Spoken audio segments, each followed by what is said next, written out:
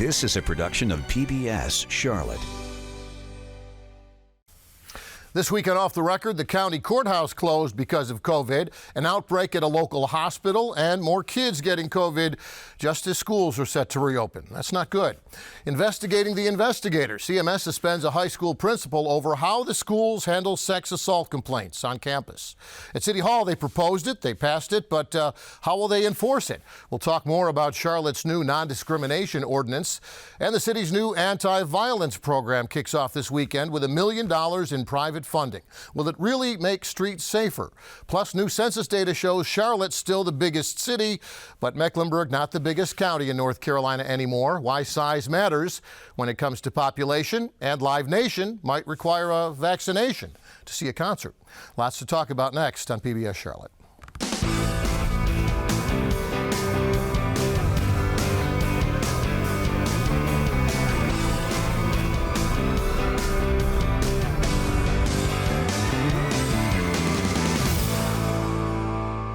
And from our PBS Charlotte studios in historic Plaza Midwood, I'm Jeff Sonnier, and we're off the record talking about the stories you've been talking about this week. And if you watch the news, read the news, and listen to the news, well, you'll recognize the names and faces around our virtual table this week. Eli Portillo from the UNC Charlotte Urban Institute, Danielle Shemtov from Axio Charlotte, Mark Becker from WSOC-TV, and Dedrick Russell from WBTV. You can also join the conversation at home. Just email your questions and comments to offtherecord@WTVI.org. Every week we start the program, I guess, talking about COVID because it's the one thing that really touches all of us these days, and a lot to unpack this week. I guess starting with a headline that was in the Friday morning newspaper and other news outlets regarding an outbreak of the virus at Atrium's Pineville Hospital.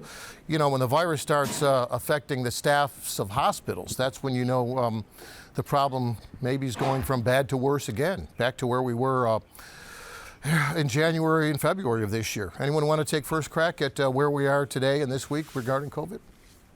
Oh, my goodness. Well, let me jump in on the hospital thing. I didn't actually do the story myself, but one of my colleagues did. And I mean, we're talking about roughly 50 staff at Atrium's Pineville Hospital and 9 patients. We've been told, the hospital didn't confirm this, but that it started in the maternity ward there. And we've heard that there was a large percentage of the 50 or so staff people who were infected that had been vaccinated, right? So you get back into that debate, right? How that's working. Now, overlying all this, you have the hospital systems around the state, including Atrium, requiring their staff to be vaccinated. In Atrium's case, it's not until Halloween, October 31st, but they're starting that moving. And, you know, of course, all this comes as hospitals are besieged again with patients and cases. So it could not have come at a worse time and in a worse place. So it's tough, to be sure, but it shows just how virulent, I guess, to use the virus root there, this virus really is. Yeah. Eli? And I think that, you know, this kind of outbreak also points to beyond the health challenges, the logistical and, you know, just nuts and bolts, keeping things running challenges here. You know, we've got the courthouse shut down for a few days, this outbreak going on in hospitals. We've also seen a lot of issues with schools, either having outbreaks or having 1 or 2 positive cases and having to quarantine a bunch of students.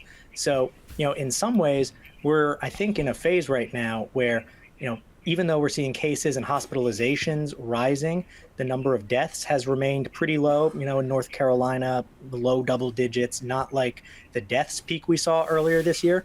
We are kind of in a phase where a lot of the difficulties are around logistics, keeping things running. And I think in some ways it feels worse than it did this past surge, the previous surge, because we were feeling pretty close to the end, and now it just feels like backsliding, which is harder. Yeah, Dedrick. Yeah, that's why people are saying that we are going in the wrong direction. We're going backwards. You know, before we thought that we would ease and have a better summer if we've reached that herd immunity and people would get vaccinated. But that is not happening. And that's why you have some people, especially like CMS and some school districts, who are requiring masks inside schools, because with this Delta variant and how things are going, that they want to keep students, staff, and everybody safe. So that's why you have these organizations that are requiring masks inside school buildings. Danielle, to finish this up here. And I think it's particularly challenging with some of the misinformation out there. I mean, the CDC came out, you mentioned the outbreak was in the maternity ward. Of course, the CDC coming out this week with stronger guidance saying that pregnant women should get the vaccine. There was a lot of hesitancy before, even though there really wasn't research showing that it had any negative impacts whatsoever on pregnancy. But there is a much lower vaccination rate among pregnant women. And so the CDC coming out this week saying you should get it if you're vaccinated. It would have much worse of course, terrible consequences potentially if you actually get COVID while you're pregnant. So, hopefully that will move the needle a little bit, but I think there has been a lot of misinformation, specifically when it comes to pregnancy and COVID and the COVID vaccine. Yeah, you mentioned vaccination. So did Mark. We talked a couple weeks ago about the hospitals requiring vaccinations among their employees. But what we're hearing with this outbreak at Atrium Pineville is that 70% of those who are among those 50 or 60 that have the virus also got the vaccination before getting the virus this time around. So, for employees who are protesting or resisting the vaccination, it raises that question again about how effective is the vaccine against this new variant. We're also seeing a surge statewide. We're back to January numbers when it comes to the total numbers of infections in the state. And I guess maybe the most troubling thing is that children are now a significant portion of those positive cases. They were down around 1% in January. Now they're up around 17, 18% for kids under 17. Going into the school year, that's a red flag and a half, isn't it? Wow. Yeah, the battle is just beginning, I think, with that whole mask in schools thing. We've heard it. Everybody's got a different policy, every school district, and in North Carolina, South Carolina, you cannot mandate masks. So that battle is going to be ongoing, as exactly what you talked about, Jim. More kids getting it, and at the same time, the numbers overall going up, and it's not good. Danielle? Well, and I think it's important to put this into context. The vaccine is still extremely effective. It's never been 100%. And Right. With the Delta variant and the increasing variants, there are questions of, is the efficacy going down? And they are studying that. But overwhelmingly, it does prevent, most hospitalizations and certainly most deaths in almost every case. And so I think it's important to understand that. But the more people don't get vaccinated and the less immunity we have in the community, the more it's going to spread. And that's what we're seeing, I think, with children as well, because of course, young children can't get vaccinated. And so you're seeing it spread more in the community and unfortunately spread to children who are at risk because they can't get the vaccine, as compared to, if people were able to reach herd immunity and people got the vaccine, it wouldn't be spreading as much.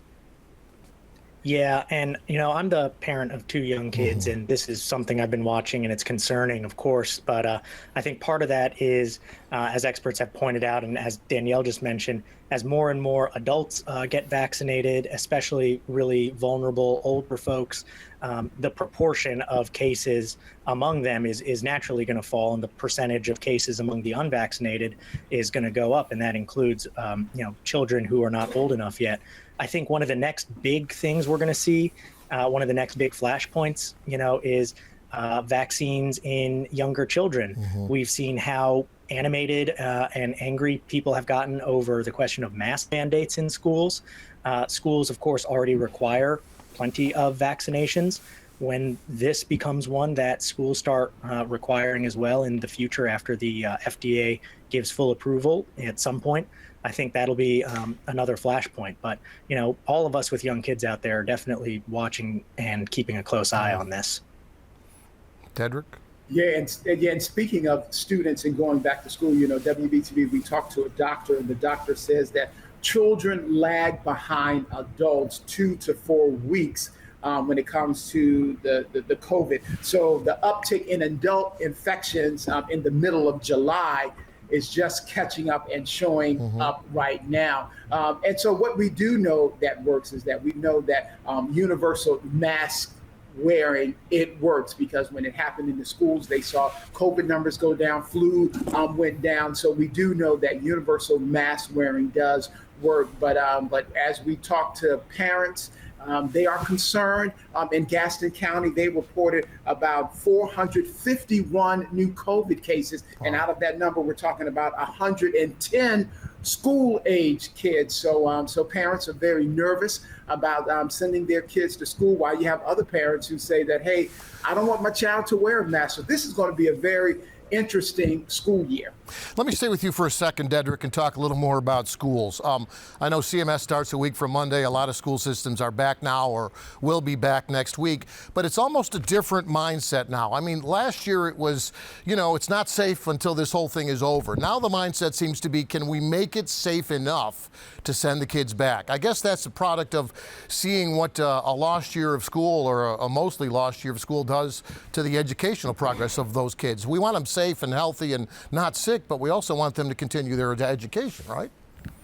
Absolutely, because it shows that children learn best when they are inside the school system. Some students have thrived on the remote learning, but you talk about the majority of the kids, we're talking about our Black and brown kids, that majority of them, they need to be inside the school so they can have that one-on-one attention with a counselor, with a teacher, and things like that. So I guess the difference between this year and last year is that this year there is a vaccine. Teachers are getting vaccinated, children 12 and up are getting vaccinated. So therefore they do have a defense mechanism in place, and it's giving some people a little ease, but still, I'm talking to people who have had the vaccine and did get COVID, and they say that was no easy sickness to deal with. Yeah. Still lots to talk about every week about COVID. One other item, I mentioned it at the top of the show, Live Nation, which is a concert promoter that owns a lot of the venues here in Charlotte and around the country and in North Carolina. They're now recommending to their artists, the people who play their concert venues, to require a vaccine or a negative test to the ticket buyers who want to attend those concerts. Just another sign of, what this fall might be like with people coming back to concerts, football games, school. There's a lot of moving parts right now, and I don't think anybody has the real answers yet. Just like it's been through much of this pandemic, it's kind of learn as we go and make it up as we go. So, anyway, we'll talk. I kind of want you to do that rap again, that Vaccination Live Nation rap again that you did on the open. Never One give more up. time. Go ahead. Yeah, but keep in mind that we do have something, Lollapalooza in Chicago. They had that event, and you had to be vaccinated in order to go. We're talking about 200,000, things like that. So I just saw on the news that that the health director says that so far, and it's been 14 days later, so far there has been no evidence that it has been a super spreader event. So I guess being vaccinated, going to these large venues and large concerts, I guess it does work. That's the story today. We know the story can change, but as of today, the Chicago, the health department says that no evidence of a super spreader from that large music event. That's part of the problem. Every week the story changes. Every week the details change, and I'm sure we'll be talking about it next week as well. Good discussion this week, though. Let me talk a little bit about the non-discrimination ordinance aimed at LGBTQ citizens of Charlotte. It passed unanimously. That's kind of rare to begin with the city council. But now the question becomes, how do we enforce what we support? Mecklenburg's non-discrimination ordinance is considered largely symbolic. Will Charlotte's city council ordinance be more than that? Anyone want to weigh in on that to start with? It is more than that, but many advocates are concerned it doesn't go far enough. Yeah. So some cities have levied fines, for example, or made it a misdemeanor. In Charlotte, we have this process that's been in place for a while where it essentially goes through a community relations board. And you file a complaint to that board, and they'll determine whether there was wrongdoing, and it can potentially be escalated to the city attorney if it's not resolved through conciliation. So it's a very kind of complicated process. And there are concerns that, people may not go through it. We'll have to see. I mean, from what I've heard from council members, it has been a process that's been utilized in the past because this ordinance has been in place. It didn't have protections for sexual identity, gender identity, things like that. But in the past, it did, of course, have protections in place for other groups. And so they say that so far it's been a successful process, but there are concerns about whether it, will be too complicated for people to use or whether it's strong enough. Yeah, we're kind of on new ground here, an area that we really haven't ventured far into before locally. Eli, your thoughts on whether we're headed down the right path here and what this is going to look like 6 months, a year from now? Well, they're going to discuss more enforcement mechanisms and iron that out next. I just wanted to kind of talk again about how different this is from the last time this happened. Right. I mean, I was thinking earlier this week, if you went back in time to HB2 days and said, okay, in 5 years, the city is going to pass this pretty much the same thing minus bathroom protections unanimously, that would be pretty hard to imagine. So, the sea change on this really can't be overemphasized, I think. I think Charlotte will also have the chance to look to the other 9 or so municipalities that have passed non-discrimination ordinances in North Carolina to look at enforcement mechanisms.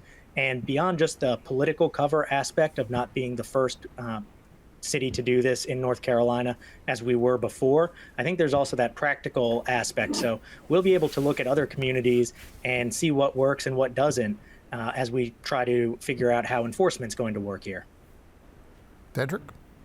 Yeah, the mayor said this is an historic moment that happened here in Charlotte. As Eli said, that Charlotte joins 9 other places who have passed non-discrimination ordinance. And I guess the interesting thing is that this one includes, hair, natural hair, that you will not be discriminated, because of the way you wear your hair. And I think that is that sets the tone, and that's, letting people know that everybody is welcome in Charlotte. I understand that this will now go to a committee who will decide on fines, and those fines may be increased because of this. And I guess when it comes to enforcement, I guess city leaders are just depending on people who come across being discriminated against, and then they will self-report and they will report. And then that is one way that that the city can, make sure that they're doing what they're doing and that the law is being followed. But one thing I want to say, it was interesting that Councilmember Tariq Bakari, that he did put in a motion to not discriminate against political affiliation, but that was quickly shot down. Yep. Didn't stop the final vote from being unanimous, though, and I will point out, if you look at our panel, we are hair inclusive here. We touch all the bases when it comes to hair.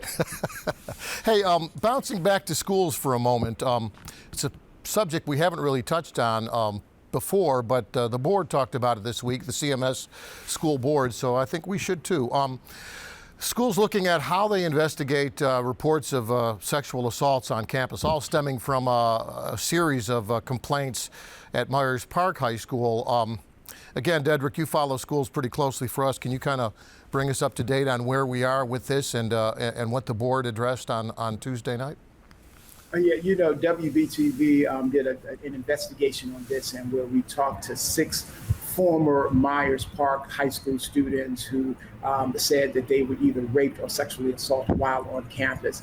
They said that they did report it to officials, but nothing was done. And in fact, one former student did file a lawsuit, and at the end that the district had to pay her $50,000. And in the lawsuit, the principal at the time, Bosco, he testified that he told the victim that she could get in trouble that if her report of rape was not substantiated. So here you have this this victim who is going through a terrible time, and you have the principal saying that, hey, you could be punished for this. And so we did investigation after investigation, and at the end of the day, CMS board said that we cannot have a principal like that in the school where parents could be uneasy sending their child to the school. So therefore, Mark Bosco. He has been suspended with pay right now. Don't know what his future with CMS will be like. And in response to this, the superintendent has created a Title IX task force that will look at how CMS investigates and how CMS does this. And he says that this will be student-led and student-run. So and hopefully a report will be made by the end of the first quarter. Yeah, a lot to still find out about as this investigation goes forward. But I did think since the board took it up this week, and since we've had protests and other things happening in the community, it was worth at least touching on to kind of bring us up to date on where the school system is when it comes to these particular types of complaints. Mark, we've heard a lot over the last year or so about defunding the police, but this weekend launching a program that kind of works side by side with the police to to address the problem of violence in the community. You want to talk a little bit about this, what they call violence interceptor? Is that what it's called? Right. Well, yeah, it's basically it. I mean, it's a grant that will help. Money from Wells Fargo, I believe, and another agency that will help anti-violence efforts in Charlotte. The question is, how do you translate money into action and an attitude, really, to get right down to those flashpoint moments when much of this violence occurs, when somebody gets into an argument with someone else or and in those split seconds pulls the trigger. I mean, that's really, I think, the real tough thing. Now, all of this, I think we're moving in the right direction, but to translate goodwill and good money into real difference making, that's really the toughest part. And, the argument has been said for years, it starts at home. Well, it does. And at the same time, what's happened is the community and the police, in many cases, are caught in the middle, and they're the ones who are having to try and intercept this and solve it and deal with it. So, listen, we can't do too much to try and reverse things, because it's not just here, it's around the country. Violence has gone up, and we can argue all day long about whether it's the availability of guns or the lack of parental supervision or whatever it is. We got to do something. And so this is the latest effort to try and do something. And, I think police are on board with anything that'll help. Eli? Yeah, I think it's a different approach, and I think there have been other cities where there have been some successes with this kind of approach. But there have also been, questions about efficacy. I was just reading in the Washington Post, some local advocates there have been trying to get more and better data about DC's version of the violence interrupter program, just trying to assess whether it works a few years in. And I think that collecting good data, assessing it, and trying to tease out the effects of a program like this are always one of the challenges. I think that's something our community would be well served to do going forward. Yeah, I mean, we can measure crime and violence and murder rates and that sort of thing, but I'm not sure that anyone's come up with a way to measure the effectiveness of a program like this. Again, we don't have a lot of programs like this. This is something new for Charlotte. And again, it seems to be kind of wrapping up here on this topic.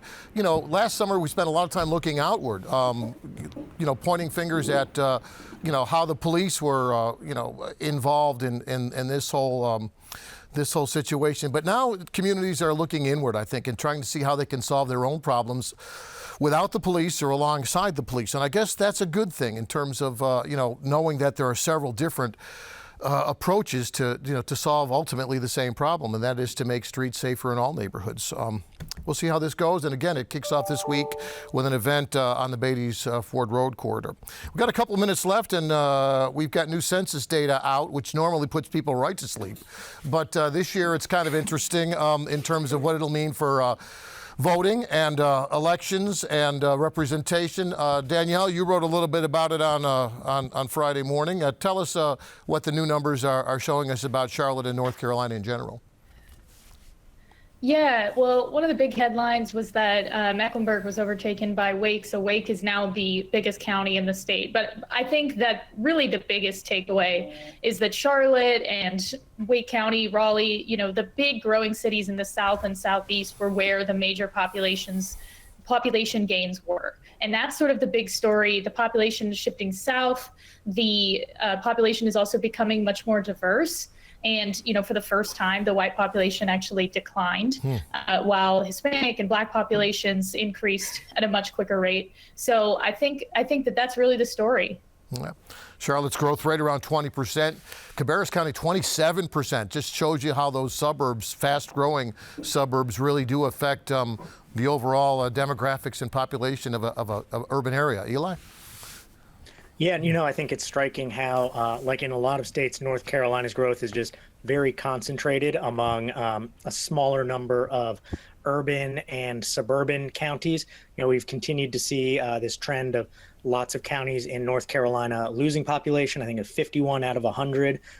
In this most recent census count saw their populations decline. And that, kind of illustrates one of the reasons we've got, I think, widening political and social divides as well. We really, in some ways, are a tale of two states when it comes to growth. Yeah, it is interesting. All the growth seems to be concentrated in those urban areas, not so much in those farther out areas. We've seen some populations in towns actually losing population, some of these areas. Anyone want the final word on census numbers and population this week? Well, I just wanted to say that it just looks that city leaders now have to respond to a more diverse population. And as we just talked about, having Charlotte city leaders pass a non-discrimination ordinance, I guess that is, you got to embrace the diversity that is happening, and you got to be prepared, and you have to act on a more diverse community and population. So we just have to see if other leaders are going to start acting like we're more diverse and not, that we're moving forward instead of backwards. Right, and the next step with these numbers will be those political bodies, city council in Raleigh, deciding what the future districts will look like and how our next elections will pan out because of those changes. Anyway, we're out of time this week, so I wanted to just thank everybody, our panel, for joining us this week. Always a good discussion. This week, no exception. And again, if you're at home and you want to comment on what we've talked about this week, just send your comments or questions to offtherecord at WTVI.org. Thanks for joining us this week, and we'll see you next time on Off the Record.